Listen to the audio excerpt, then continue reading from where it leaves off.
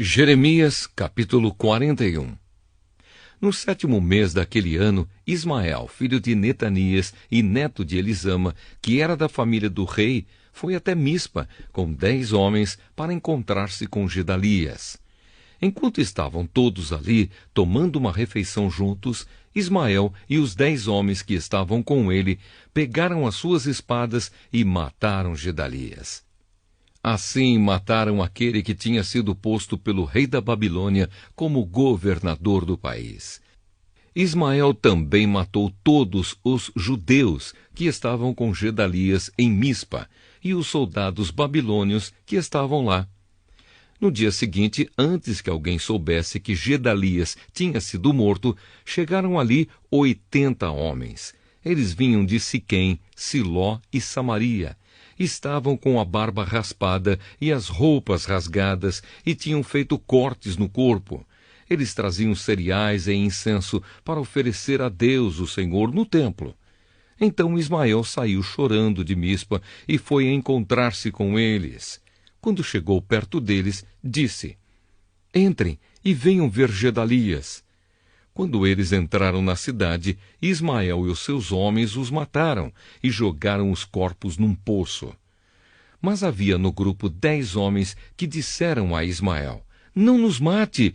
Temos trigo, cevada, azeite e mel escondidos no campo."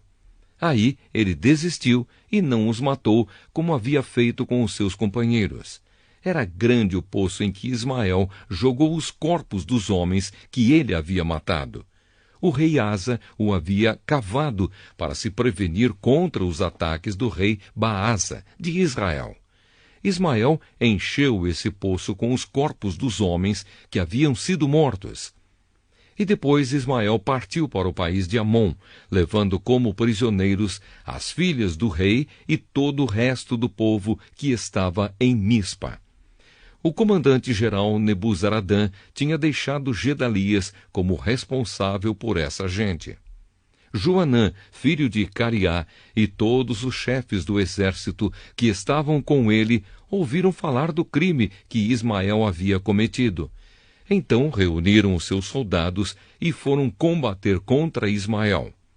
Eles o alcançaram perto do grande poço de Gibeão.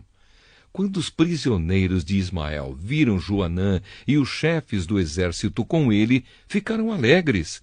Aí viraram e correram para o lado de Joanã. Mas Ismael e 8 dos seus homens escaparam de Joanã e fugiram para o país de Amon. Então Joanã e os chefes do exército que estavam com ele reuniram os soldados, as mulheres, as crianças e os eunucos que Ismael havia levado de Mispa como prisioneiros depois de ter matado Gedalias. Assim reuniram a gente que Joanã havia tomado de Ismael em Gibeão e partiram, parando um pouco em Jerute-Quimã, perto de Belém.